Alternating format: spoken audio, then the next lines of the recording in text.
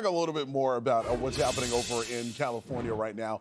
This is really no laughing matter. I mean, the folks in California's mountain communities are dealing with snow that can only be measured not in inches, but in feet. It has buried homes, businesses, and stranded people for upwards of a week. And in these kind of disastrous conditions, you look for help. And we've seen a huge multi-agency response from both county government as well as state government. But now everyday folks, our neighbors and our friends, they have risen to this special occasion in some pretty amazing ways. Yeah, and you've been watching this video that really went viral on social media. The beginning of it, that hole, was literally the only thing you could see of this home before the dig out.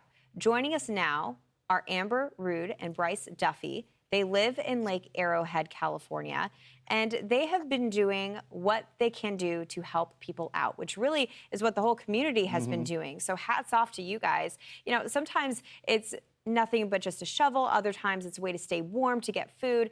Thank you so much for both of you for what you are doing and also for joining us here on Fox Weather. Good morning.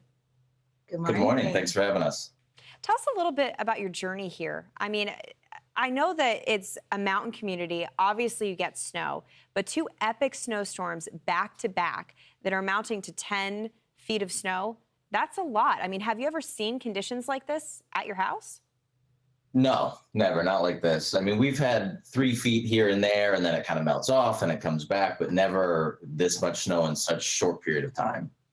Yeah, it was a lot. It's pretty wild. Amber, Bryce, I mean, why have you been helping out your neighbors? I mean, I can think of so many other things that you guys should probably be more concerned about, like, I mean, your heat, your electricity, the snow being on top of your roof. But, you know, you guys have decided that you are going to help out your neighbors. Why?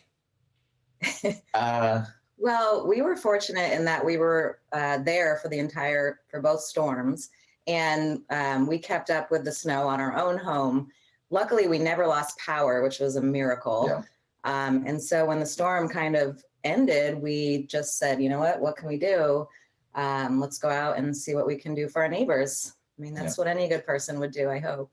And this neighbor that you helped dig out, I mean, it was quite the experience. I mean, at the beginning of the video, all you see is literally a hole. So A, how did you know that somebody was in there? And B, how did you get him out? I mean, that's a lot of snow to shovel out. Yes, it was. Yeah.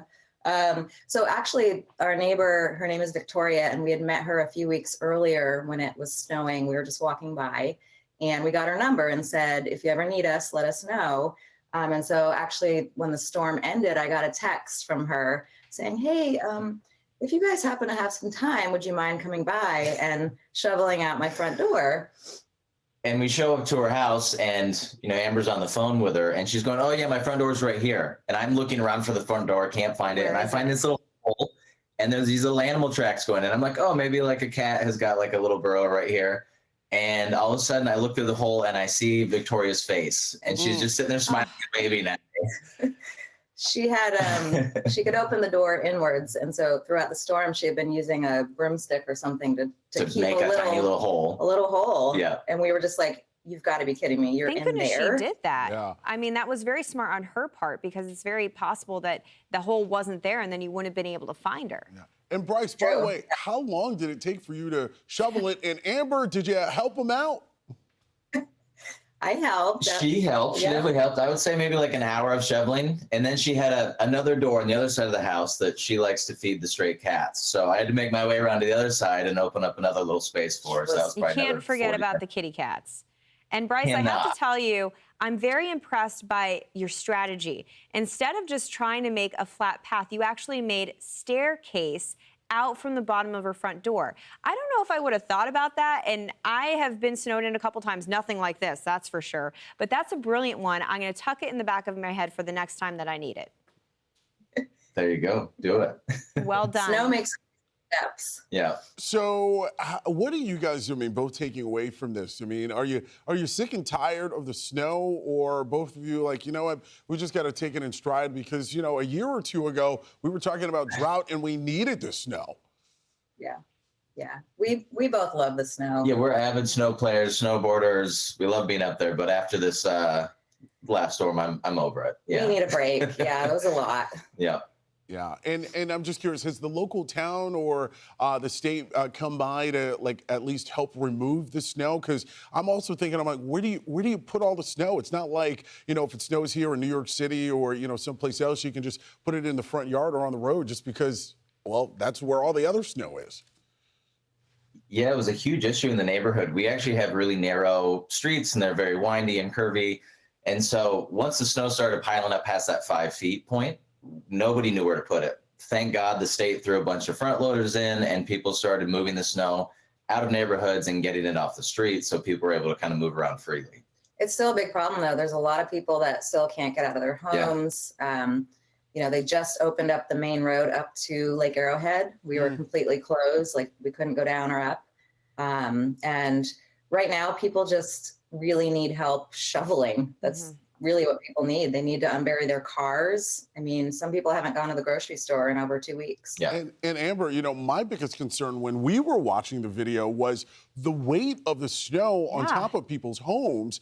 And have you both of you heard of anybody's home unfortunately collapsing as a result of the weight? Yep. Yeah, a lot of roofs and a lot of decks have been going in. And I think when we started hearing stories of that, we reached out to neighbors and said, is there anything we can do? So I think we shoveled off five or six roofs and a few decks.